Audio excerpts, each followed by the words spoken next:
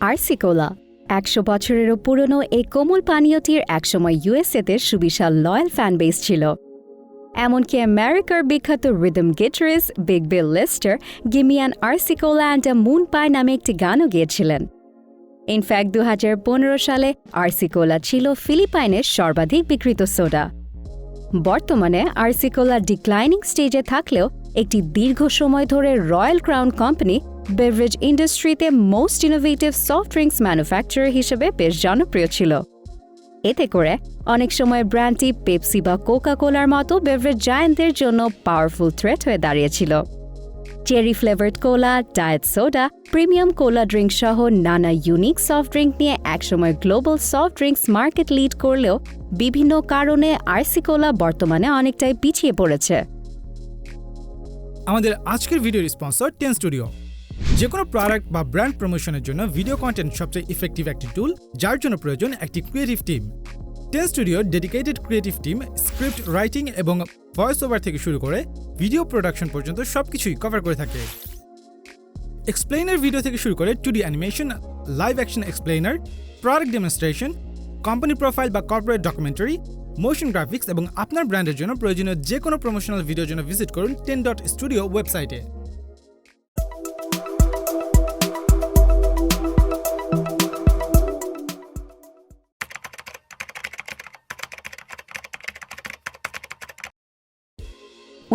সালে ফার্মাসিস্ট এবং wholesale grocery shop ওনার cloud হ্যাচারের হাত ধরে রয়্যাল ক্রাউন কোম্পানির পথ চলা শুরু হয়। হোলসেলার হওয়ায় মিডলম্যান হিসেবে ম্যানুফ্যাকচারার এবং ব্যবসায়ী দুই দিকেই প্রচুর পরিমাণে ডিলিংস করতে হতো হ্যাচারকে। এরই মধ্যে হ্যাচার একদিন কলম্বাস রবার্টস নামে কোকা-কোলা কোম্পানির একজন রিপ্রেজেন্টেটিভের সাথে কথা বলার সময় তার থেকে বেশি পরিমাণে কোকা-কোলা সিরাপ পারচেজে আগ্রহ প্রকাশ করেন। সাধারণত কোনো কিছু যদি বেশি পরিমাণে ক্রয় করা হয় তাহলে প্রায় সব বিক্রেতাই ডিসকাউন্ট দিয়ে থাকেন, কিন্তু কোকা-কোলার রিপ্রেজেন্টেটিভ কোনো প্রকার ডিসকাউন্টই দিতে চাইছিলেন না।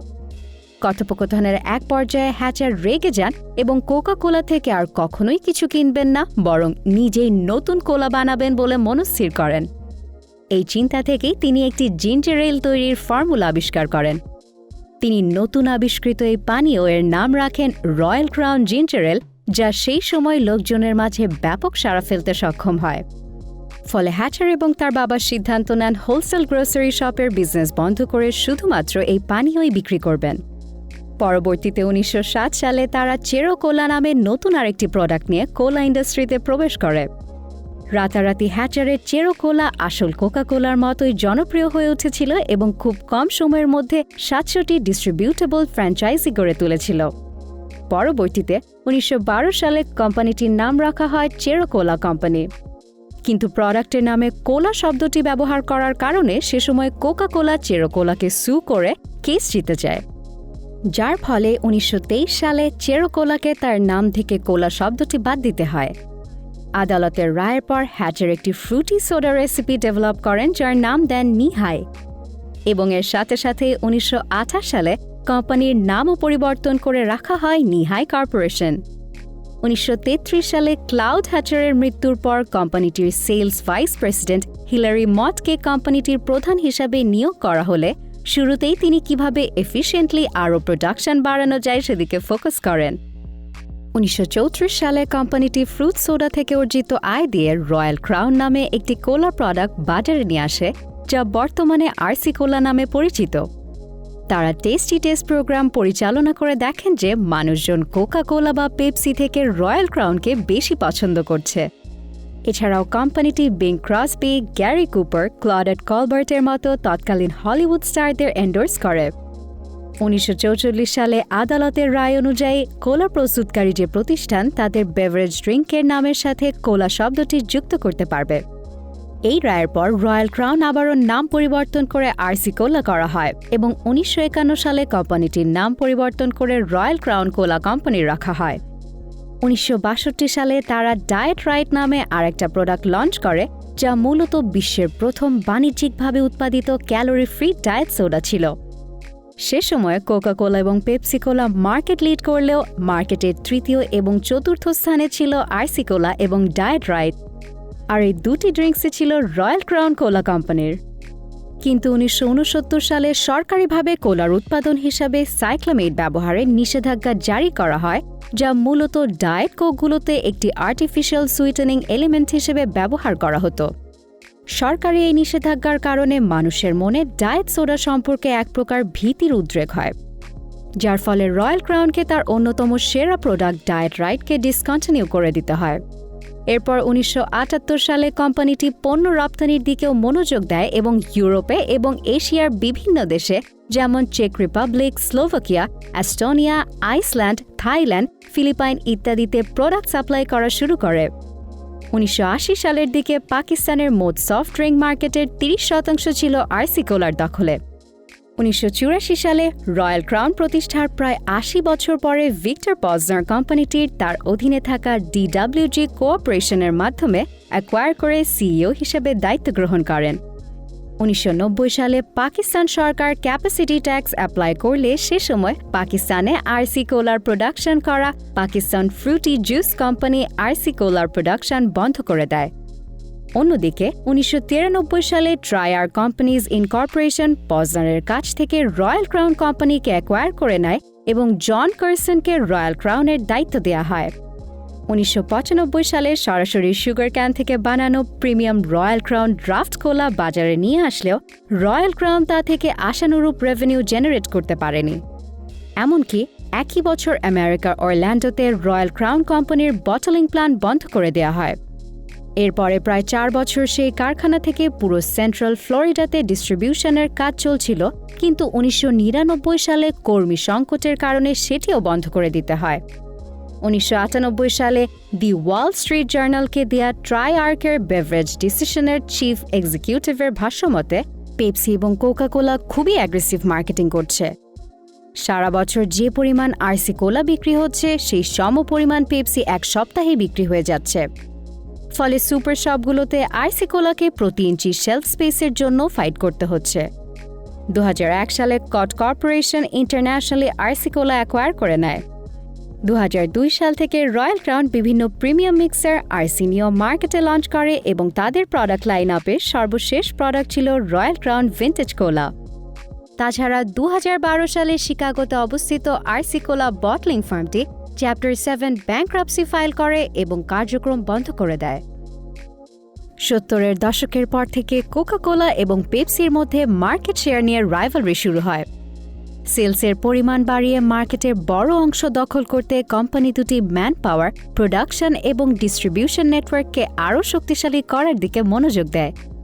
অন্যদিকে ততদিনে আরসি কোলার সর্বাধিক জনপ্রিয় প্রোডাক্ট ডায়েট রাইট কোকের প্রোডাকশন বন্ধ করে দেওয়ার ফলে অনেক চেষ্টার পরেও আরসি কোলা সে সময় আবার ঘুরে দাঁড়াতে ব্যর্থ হয়।